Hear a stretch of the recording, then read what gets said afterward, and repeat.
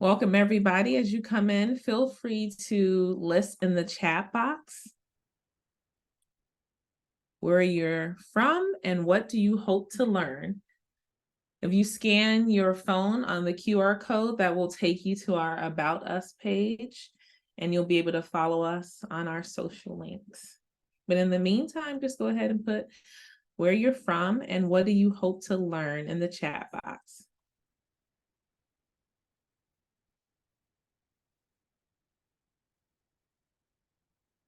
Okay.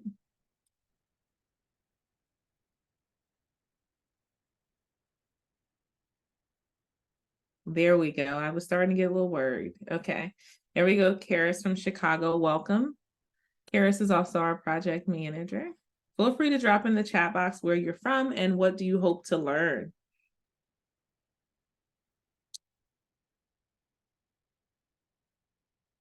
We're going to go ahead and get started because we do like to keep these webinars to 45 minutes.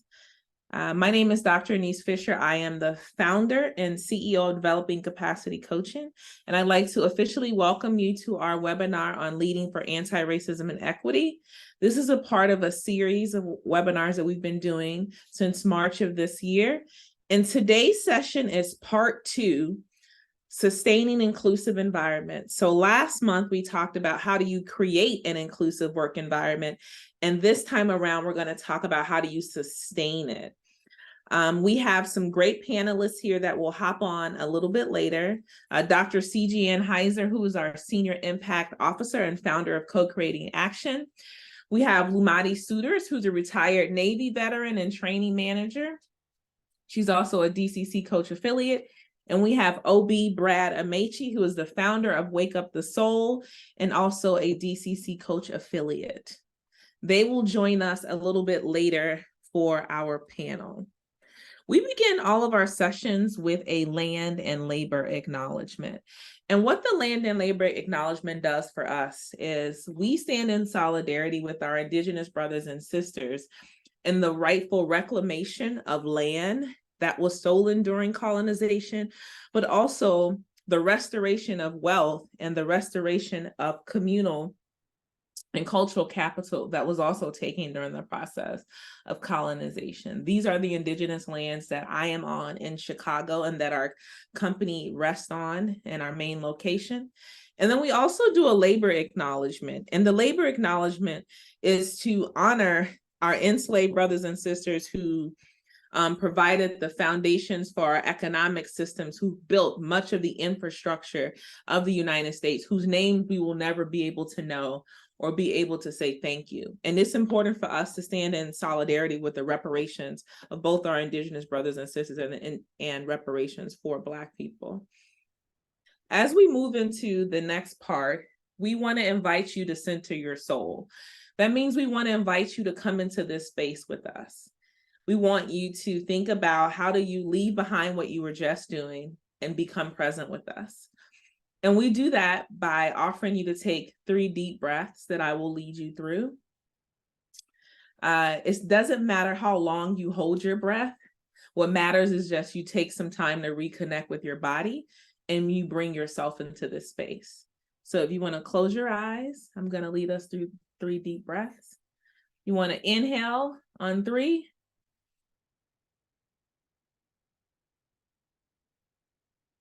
Exhale.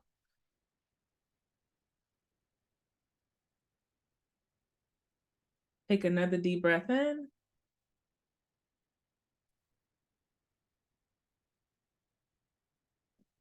Exhale.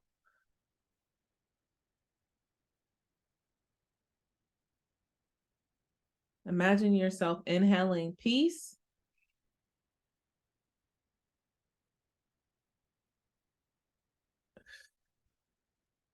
And exhaling any stress that you may have. Go ahead and open your eyes and come back into the space with us. So what are we going to do today together? I'm going to define what does inclusion look like in the workplace quickly, and then I'll talk to you about the parameters for creating an inclusive workspace. I'm going to quickly go through what we did last month, but it's really going to be important for you to watch the video because we actually led the group through a protocol, and Dr. Heiser will drop that video into the chat box for you.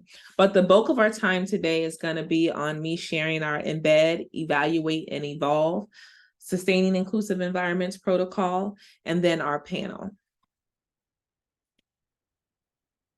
This is a little bit about us as an organization. You see our mission and vision there in our focus areas. We come alongside folks in a variety of 3 different areas. The first one is to transform your personal leadership, which means we're coming in to work with people on a one-to-one level to be much more effective leaders for equity and justice. We sometimes come in at the team level with our team capacity building program. And some people want us to come in because they want to shift the organizational culture. They're ready to build and embed equity into everything that they do. You're going to experience a part of our Build Equity culture through this program today when I talk to you about how do you embed, evaluate, and evolve for inclusion. Our core values are equity, love, and justice. Everything we do is grounded upon that. And as we go through this session today, but in our work in general, people experience us in 3 different ways. First, it's capacity building. Capacity building means that when you interact with us, you're going to leave with some tool or some strategy or some blueprint that you can put forth and plant into your organization. You're going to feel the coach in me, and you're going to feel the coach in Dr. Heiser and Lumadi and Brad. You're going to hear us helping you to see ways, pathways for you to rise to that highest version of yourself to create equity in your environment. And then everything we do is data informed. So no matter what protocol we share, we're going to talk about how do you collect data around you to be able to inform your next moves, even if you don't have a senior impact advisor like we do in-house. So I want to share with you just some common definitions for equity, anti-racism, and inclusion. And what I want to say here is that these are all key steps to building a culture that's focused in on anti-racism. But we recognize that people have different definitions of them. These are our definitions, and we share them with you so that you can understand them as our core underpinnings for this work. When we talk about equity at the baseline level, what we're saying is that all members within an organization across race, class, gender, they have full access and equal access. Full means there's no barriers, and equal access means there's no racial disparities, gender disparities operating within an organization. And not only do they have access, they are able to participate in and benefit from the resources within an organization, city, town. In order to achieve equity, you have to disrupt the status quo for diversity, which means that you have to disrupt any status quo where members of any of these racial and ethnic groups or class or gender groups don't have full and equal access. We have to be willing to dismantle any systems for inclusion. So any systems or structures or policies that are creating full and equal access barriers or that are preventing people from benefiting and participating in an organization, we have to take those apart. But we just don't leave things where they are. We actually seek to rebuild for equity. And we want to do that with all stakeholders and collaborators at an individual level, a cultural level, and structural level. When we say anti-racism, it's a form of equity that focuses in on the elimination of racism in a place. And you know that anti-racism is present because all people of color in your organization are experiencing that equity definition. We are not centering white cultural perspectives as the default norm, which means what is professional, what's not professional, how you wear your hair, how do you speak. That is not the norm. We decenter that in honor of collective humanity so that all racial groups can freely express their culture without harm or punishment or retaliation.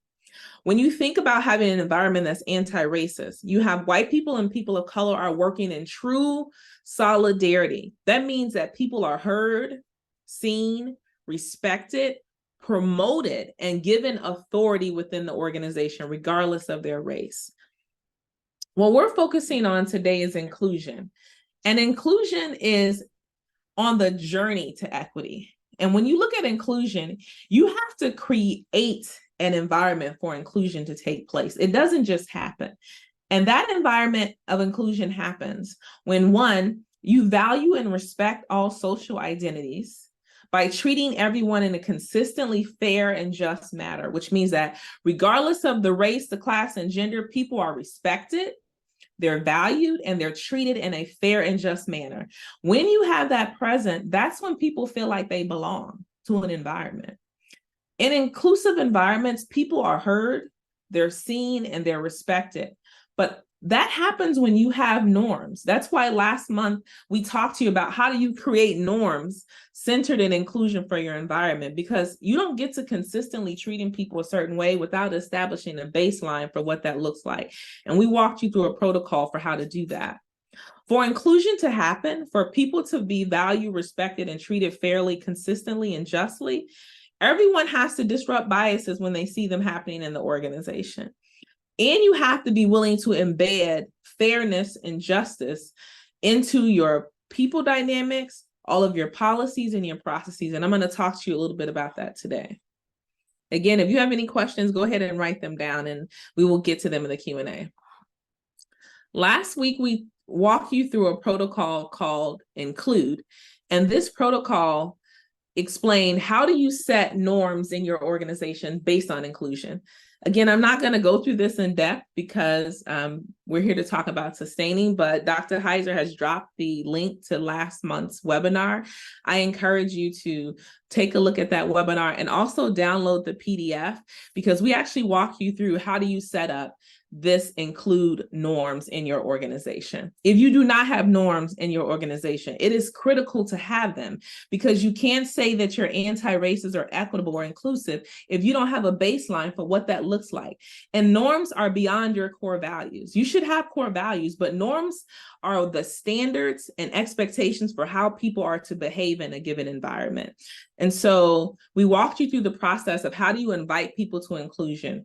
How do you work within a group context to narrow those norms down? How do you walk through a group discussion?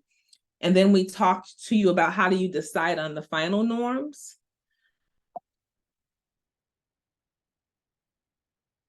And then we talked to you about the importance of embed, evaluate, and evolve. And that's what I'm going to spend the remaining minutes talking about, because it's not just important for you to create include, INCULD, or to create norms.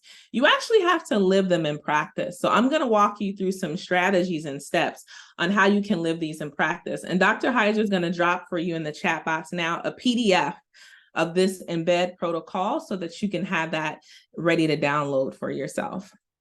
So when we talk about Embed, you have to first and foremost lead through example, right? You can't say that you expect other people to honor folks' humanity and diverse identities if you don't do it yourself. So a key part of this is you have to be the person that's living that inclusion definition, that's living that anti-racism definition, that's living that equity definition. And then you also have to expect everyone around you, if you are in a management role or a leader role, and you all haven't sat down to set norms or to talk about what does it mean to honor people's humanity in our teams, then it's hard for you to confidently say that you have an environment that is truly inclusive. You also have to embed that at the cultural level in the organization, which means that you have to hold people accountable for inclusion.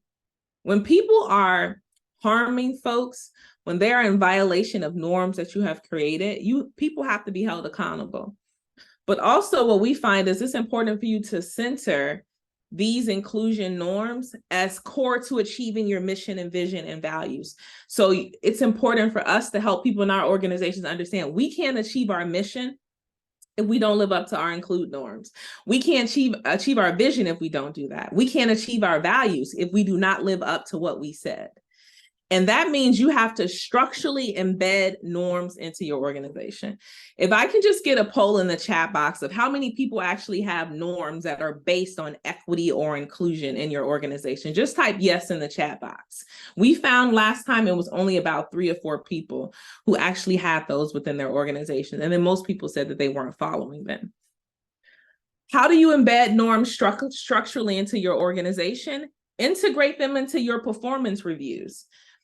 This means adding a question to your performance reviews on whether or not people are living up to these norms. If you have a 360-degree evaluation process, you can embed your inclusion norms or your definitions of equity into those processes and have people rate each other on whether or not they believe their partners and their colleagues are actually living up to this.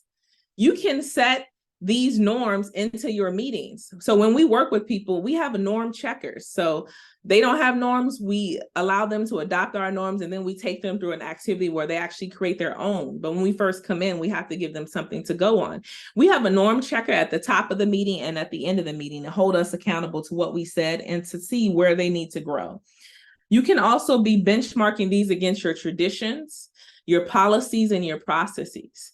So again, in the definition of equity and inclusion I talked about, you have to embed inclusion into your policies and processes. You can take the norms and the standards that you set with our include protocol and then look at your policies, look at your processes. Do they conflict with what you have said as an inclusive environment? Because if they conflict, then that means that you all need to rethink about how you are practicing traditions, how you are leading your policies and processes in the organization. And it's not enough to just embed. You have to actually evaluate for inclusion. That means that you should conduct policy and process audits. Benchmark what you have said is your definition of inclusion and equity. And we've given you one. You can feel free to use it beside Black women. And benchmark that with how you're operating as an organization. Because if you are truly going to become an organization that's diverse, equitable, inclusive, belonging, justice-centered, whatever the acronym is, in name and in practice, you have to participate in benchmarking and you have to participate in audits. Another activity that we recommend people doing quarterly is to facilitate an inclusion SWOT or SOAR during your staff meeting. So if you set these norms around inclusion and equity via our protocol or you have them already, do a SWOT at your staff meeting. How are we actually living these in practice? And then it's also important for you to hold everybody accountable for harm. So if you have norms for inclusion or core values that are equity and justice based, but if you don't have any policies or processes for correcting behavior when people violate it, then again, we have something that is in name, but it's not in practice. So it's really important for you to have policies for correcting behavior and then a pathway for reconciliation. Because if I'm a Black woman and I continue to be harmed by my white colleagues and there's no process within our organization for reconciliation, it's hard for us to really get to a place where I can feel like I belong or I'm included. And this may mean you need to partner with a DEI consultant or your human resources office to make sure not only is there a corrective plan of action, but what is the process for reconciliation and making amends? And on the other side of that, what is the process for celebrating when you actually are achieving inclusion or equity or anti-racism in your organization? Do you have, and this is not to be done in a performative way, but we have to be able to honor when we're making progress forward and share those moments of making progress forward and how we're improving with sustaining inclusion at the same time as holding people accountable. But you have to evaluate for both of those at the same time. And the last thing we have is that you have to be willing to evolve for inclusion, which means that you have to be willing to collect feedback and use that data to inform your decisions on what to sustain or adjust. So that could be as simple as taking your include norms and issuing an anonymous survey once a quarter to find out, where are you succeeding? Where do you need to grow? What initial norms need to be established? And then you can bring your team back together with that information and facilitate and include protocol again to adjust your norms. But again, you can't just have it. You have to have it, embed it, evaluate for it, and then be willing to involve to continue to get better. And that means acknowledging and adjusting where you need to change and shift. And again, this is not a top-down process for managers. This is a process of involving all stakeholders in the decision-making process. The include protocol that we shared was a protocol that you can do with your teams, and it gave equal voice to everybody in that process. So this is also a way for you to be able to collectively as a group look at the feedback and discuss, okay, where do we need to adjust? Where do we need to make moves? That can happen on your team level, But also from an organizational level, then you would partner with your human resources or your senior management team to be able to talk about how do we adjust policies at a higher level. And I use the term management team intentionally because I don't believe everyone's practicing leadership. So I don't call teams leadership teams until we're able to get in there to see whether or not they're actually exercising leadership. And the last thing we say is to be true to what you say every day. So how are you making inclusion a lifestyle? We chose to focus in on inclusion as a core grounding point versus equity versus diversity versus justice or any of those other things, because to us, inclusion is sort of the middle point. When you're on the pathway to equity and justice, you pursue diversity, you pursue inclusion, you pursue equity, you pursue justice and belonging. But for us, we wanted to give people a baseline of how do you just create an environment that honors people's humanity, an environment where people are valued and respected regardless of their identity, that they can be treated in a fair and just manner. You set up norms for that, and then you actually embed it into what you do. You evaluate it to monitor yourself, and you evolve in order to continue to center that within your organization. And I believe everything has been dropped into the chat box that includes the protocol for include, the protocol for the embed, evaluate, and envision. And so I went through that very quickly. I hope you wrote your questions down. I'm going to invite our panelists to come forth. Lumadi Souders is a retired Navy veteran with over 21 years of decorated service in the military. She has been instrumental in guiding a lot of leadership, professional learning development at the level of her base, but even all the way up to the Pentagon. So we're in good hands with her leadership. Obi Amechi has many years of experience in education and nonprofits at a variety of different leadership levels. And he also owns his own organization called Wake Up Soul, which focuses on team health, team function, and cohesion. And then Dr. C.G. Ann Heiser is our senior impact officer. She's had many, many years of experience sitting at the intersection of equity assessment, strategic planning, and justice. So you're all in good hands. I'm going to invite them to come through, and I have some structured questions for them. And then from there, it's going to be open to you as an audience. So please get your questions ready.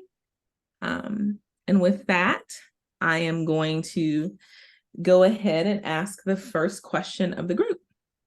So I'm going to start off with, I'll start off with Lumadi. How did you lead by example for inclusion? So I want you to give us a specific things that you did to lead by example for creating an inclusive culture. So this is the embed part of the framework that we talk about.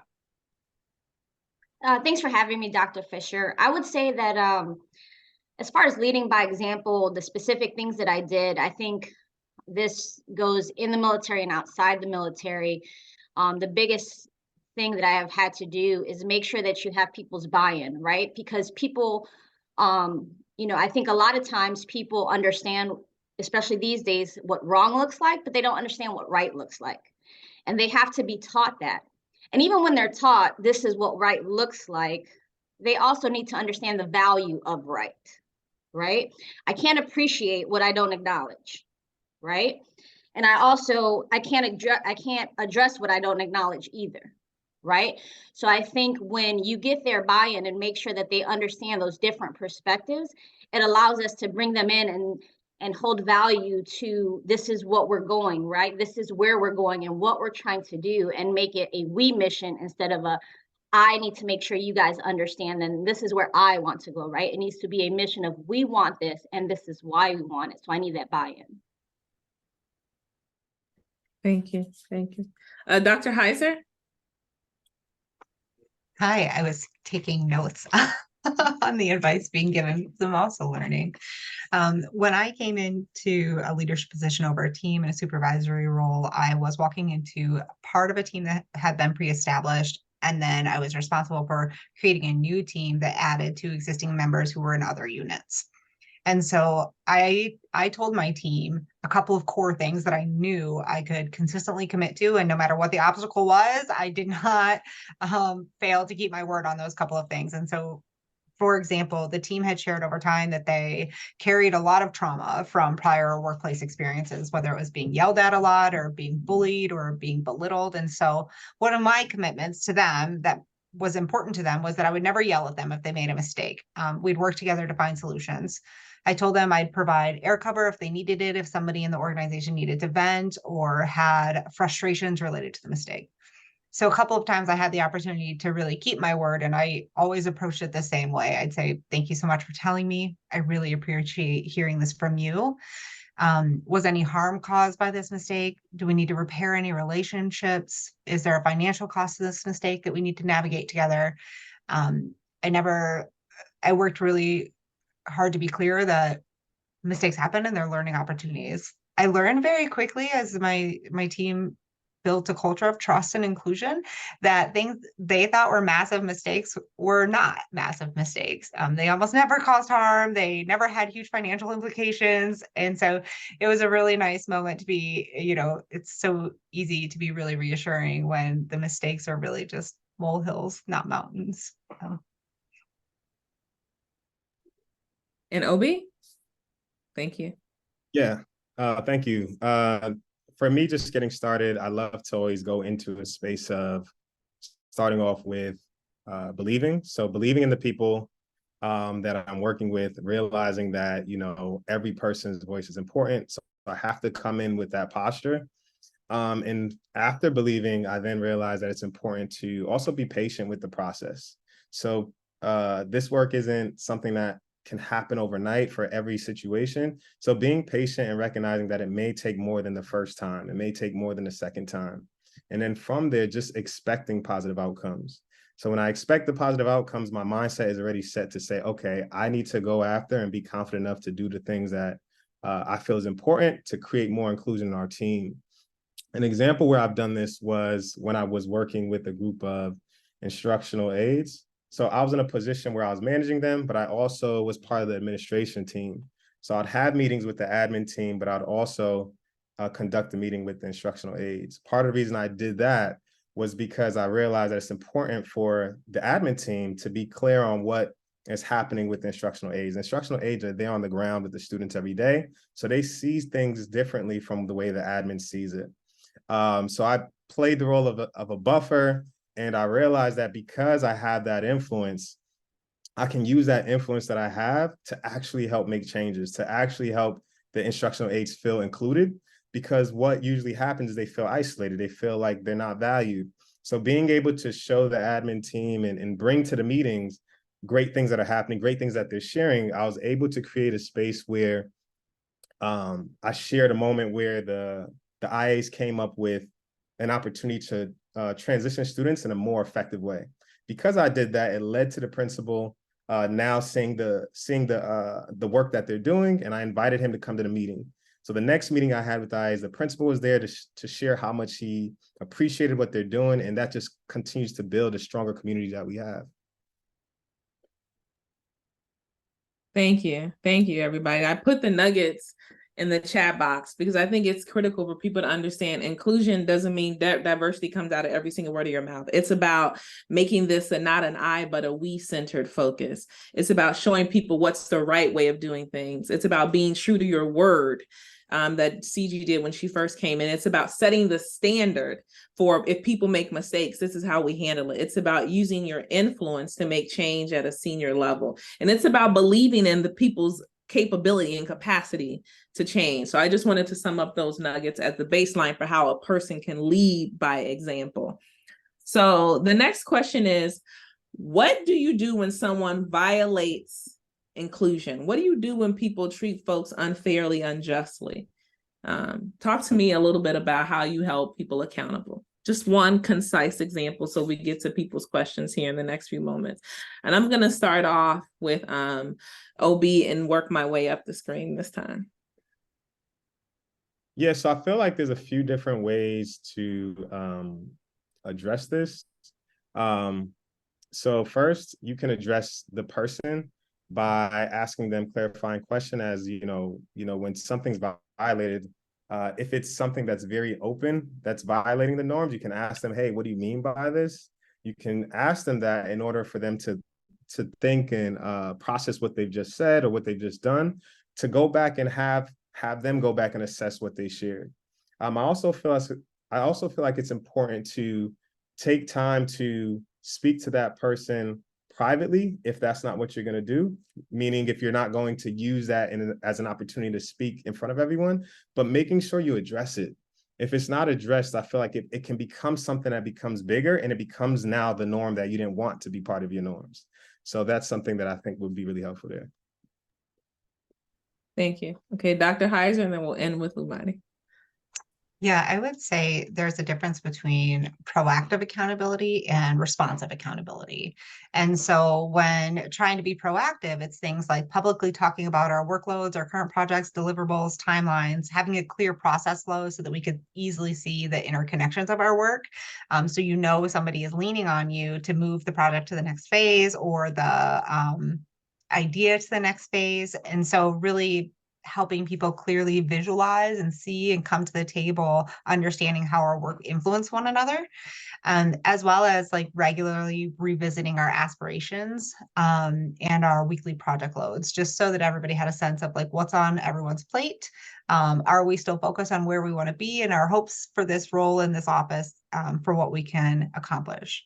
I've also learned that it's important to have both public accountability and private one-on-one conversations. So if it's maybe a really severe instance, having that one-on-one conversation immediately, if you can, it really just helps to say, hey, can you tell me a little bit more about this? Or I heard you say this. I didn't want to embarrass you, but I would like to hear more about that perspective or where it came from. And then there are other times when you're in a meeting and you notice that the same person is volunteering to take on a lot, and one person is sitting and being very quiet, not offering to jump in on projects. And so you have an opportunity there to say, to balance and redistribute the workload. And so I think those are more public forms of accountability. Or if someone says something that is not aligned with your values and your group norms, you bring that to their attention and saying like, okay, can you walk me through how this aligns with the way we said we wanted to be, how we wanted to react to one another? Often that kind of question, just thoughtfully and kindly posed, is enough to redirect and bring people back around to how they said they wanted to behave, while also sharing with the rest of the team that this doesn't fly. I'm not letting this person deviate from our community agreements or our norms. Thank you. Lumani?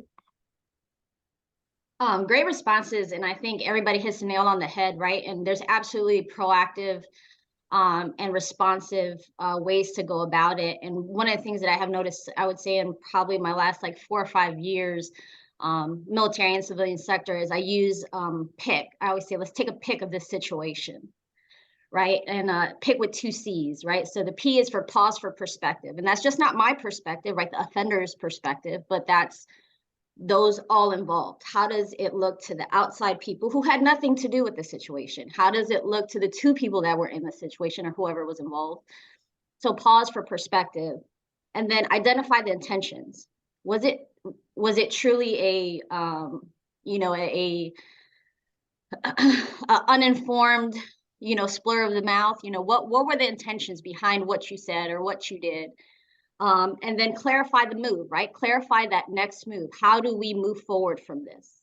And then the last C is contribute, right? How are we going to contribute to this not happening again? And that contribution can be a public contribution. It could be a private contribution. And it also goes into, kind of following back to the last conversation of, putting it in your evaluations of how do you do this? How did you contribute to that? How will you contribute to that? So I think that's been very effective for me when I come across these situations in that responsive outlet. Mm-hmm. Wow. Can I add one more thing, Dr. Fisher? No, I'm just kidding. Go ahead. So just very quickly, also just hearing what was shared, it reminds me of also thinking about the person that was harmed. So when we think about the person that was harmed, we say, we always talk about being an ally for the one that was harmed. But if we really think about it, that person that was harmed is feeling isolated after that moment.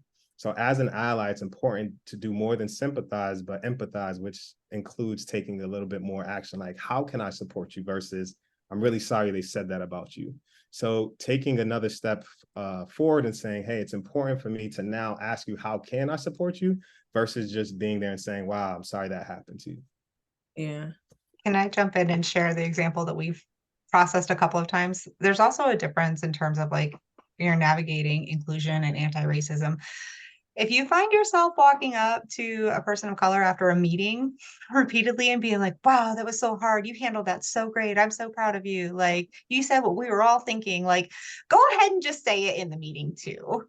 Don't wait until afterwards. That's like a private, maybe you're well-intended, but it probably feels more performative. Like if you really feel that way, why weren't you willing to be brave and say it in front of everyone? And so don't hold that for an individual person. If you really believe in what that individual is saying, then pipe up and chime in and lift that up. I would also say, like, if you see a person of color being regularly disrupted and interrupted, the first time you redirect the conversation and say, it's how I feel like you got interrupted. Can you, were you finished? You invite that person back to the table, reclaim that space, as an advocate. And then also, if the same person keeps doing the interrupting, you look at them and say, can you please wait until everyone's finished before you share your perspective? Mm-hmm. I want to make sure everyone's heard. It doesn't have to be malicious, or people might be a little taken aback because they're not used to it.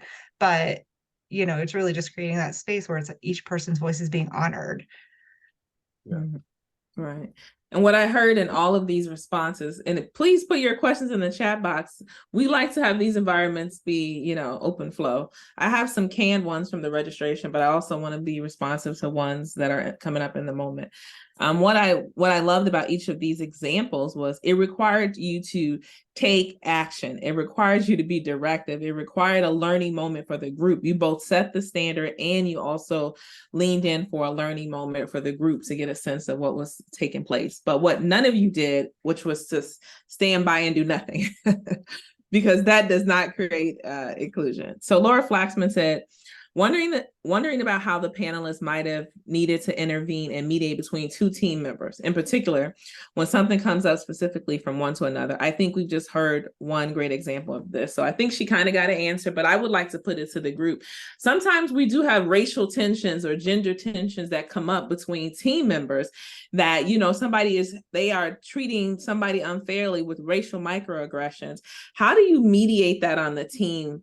And I want you to talk about how you get directly to the issue, not dance around it, but get directly to the issue.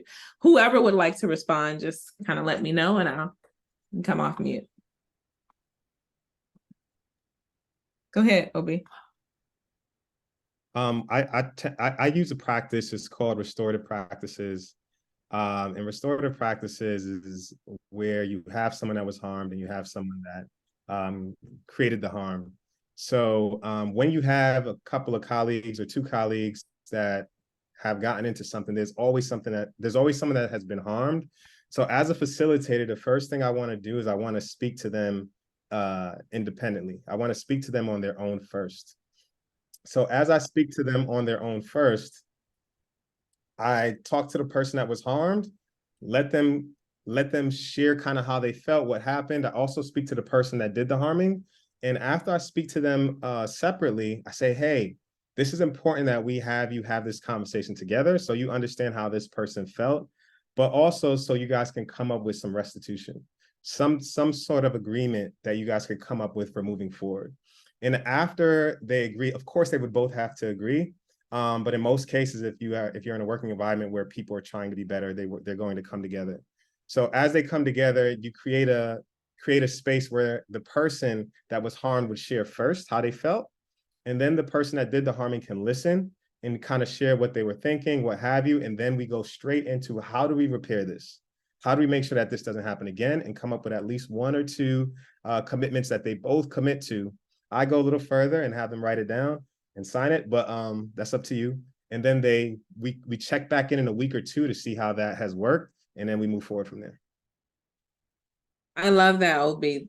Two things I want to lift up is one, you using your authority to curate the environment for them to actually have the conversation, that it's not about arguing as who's right or who's wrong, because a lot of people can get trapped in some person saying, well, I didn't mean to do it. I didn't mean to do it. Yeah, but you did impact somebody. So we're not going to sit in your good intentions. It's kind of like what Lumadi said.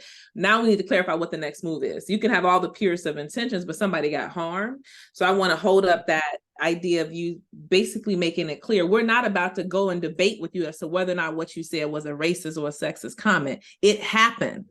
Right? What is it going to look like to repair the situation and to honor what the process forward is? And I think you should have them sign it. But one thing you said that I thought was really critical is the follow-up piece. Like, people don't follow up after stuff happens. They just let it sit. So a part of embedding and evaluating for inclusion and evolving for inclusion is actually following up.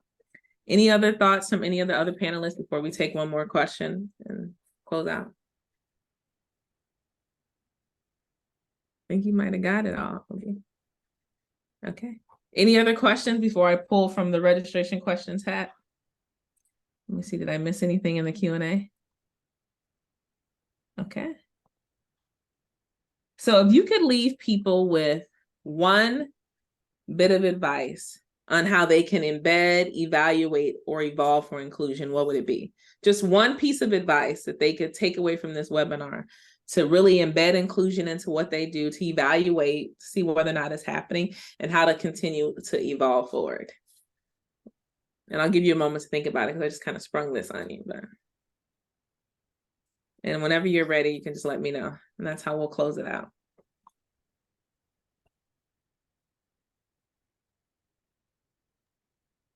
I'll jump in. I think it's really important to understand from each individual's person and their lived experience what it means to be valued and what it means to be included. And I would also add to that what it means to be celebrated, because those are different things that lift people up when they need it. So Anise and I were talking about this the other day in the context of violent acts that are happening across the country against Black and brown bodies. If you have a Black DEI director who needs to send out the often very performative statement about, like, we don't tolerate this on our campus, but then nothing happens after that. I'm thinking in the higher education context, nothing happens after that. Like, that person is already navigating multiple intersecting identities as they relate to this really hateful, violent thing that's happened. So as a white person, I know that I'm experiencing and navigating the situation differently than somebody whose body looks like the person who was harmed, often publicly and on the national news, right? And so something you can do in that moment is like, hey, I can send out that performative email. Like, you shouldn't have to do that lift. I don't want to do it. You don't want to do it. We all know nothing's going to happen after that unless we make it happen. But I just don't think that needs to be on your plate today. I think you need to honor your humanity and where you are. And if they feel like that's acceptable, then like that's a lift you can take. But I think just really understanding people's lived experiences to the best that they can feel comfortable sharing with you, because you're not entitled to that knowledge, but understanding what makes them feel valued. Maybe what is a trigger for them in the workspace. Like, I had a team that was terrified of being micromanaged. So I constantly affirmed their talent, their professionalism, that my role was different than their role, that I couldn't micromanage them if I tried because I don't know how to be a graphic designer, all of those things. But really getting to the heart of, like, what makes you feel like you belong here? Because that's what I want to work towards. I want us to be our best for you so that you can be your best for us. Wow, yes, thank you. We'll go with Lumadi and then we'll close with OB. I would say that kind of a takeaway, and I think, we're all going along the same lines of, valuing difference and valuing, understanding the difference, right? Understand a difference, value it, and everything is uncomfortable until it's not, right? And how often do we like to get in the car and drive somewhere? But the first time we got in the car, we were all uncomfortable and we were all scared to hit the next lane, right?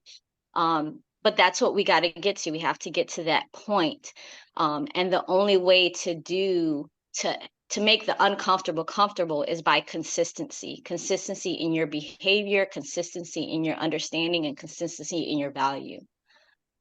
Hmm. Take us home, Moby. Yeah, I think it's really important to build trust in your team, and that comes with addressing whatever problem or whatever challenges come up. So if you aren't addressing things, if you're sweeping things under the rugs, it's being noticed. And to go from there, then to also be transparent. Being transparent it sounds harsh at times, but it's really important that people can your team can rely on you and say, hey, they're going to tell me how it is, and we're going to work from there. And of course, the last I would say is just having that spirit of learning. So as you're being transparent, you now have a spirit of learning. And with the spirit of learning, there's a lot of different ways to learn by being creative. So creative can be we have professional learning communities. So if any type of harm happens, that's something that's in education, but it's pretty much where you're reading things or looking at different resources, books, in order to support students. But that can also go where you have a professional learning community where you're actually reading things or coming up with things as a team or smaller groups in your team in order to support each other's learning and sharing out what other people have learned. That's another way where you can include others, because everyone's voice is there. Everyone's able to share what they have learned. Thank you so much to our panelists. Such wisdom, such important wisdom that you all have left with us. I hope people are walking away with not only the wisdom from the beginning session, but just so much of the knowledge nuggets that each of you shared with concrete, tangible things that you can do in the moment. And so thank you so much for all that you have done today to give us your time to really encourage people to build a culture of equity. If you're curious about how to do what we've talked about today, how do you really build a culture where equity is centered, a culture where people feel heard, seen, and respected? Here's some information about our Build Equity Culture. We invite you to set up 15 minutes to connect with us and really talk about how do you build capacity? How do you set up a strategic plan? How do you begin to really get into your policies and your processes and use data to inform what it is that you are doing in the world in order to create inclusion? We've also dropped a survey in the chat box, and these surveys are really important for us because it helps us to think about how do we improve our webinar experience. And it also gives feedback to our panelists. It helps us to get a sense of what people took away from the session. What do we need to follow up on? What do people need? So if you can please help us learn alongside with you, we would greatly appreciate that with the survey that was dropped. You can also let us know if you want to learn more about our Build Equity Culture. You can indicate that, or if you want to get on our newsletter that will drop here in the next couple of months, you let us know. We'll put you in on that list. I always end with a quote from my Shiro, Bell Hooks, who has transitioned to be with the ancestors. But this quote to me is just really seminal to what we try to do in developing capacity, and this idea that true resistance begins with people confronting pain, whether it's yours or someone else's, and wanting to do something to change it. And for us, we look at these webinars as an opportunity for us to build the capacity of people around the country and globally who want to be much more equitable, to be much more fair, and to be much more just. And this is our way of resisting, right? It's our way of saying whether or not your organization has higher developing capacity, we're going to give you the tools and the strategy to begin confronting pain or confronting harm that might be going on, whether it's yours or somebody else. We're giving you concrete tools and blueprints to be able to do something to change the world, to be able to use your own individual action. So whether you're a manager or you're an employee or wherever you sit in the organization chart or the CEO, you possess the capability and the power and choice to implement any one of these tools as it relates to your particular environment. So thank you all for joining us, and we hope that you will come on board in October, where we will talk about what to do when you've acted with bias. So we're going to walk you through when you're the perpetrator of harm, how do you reconcile with yourself, and then how do you begin to make amends with other people? Take care, everybody, and thank you for joining us.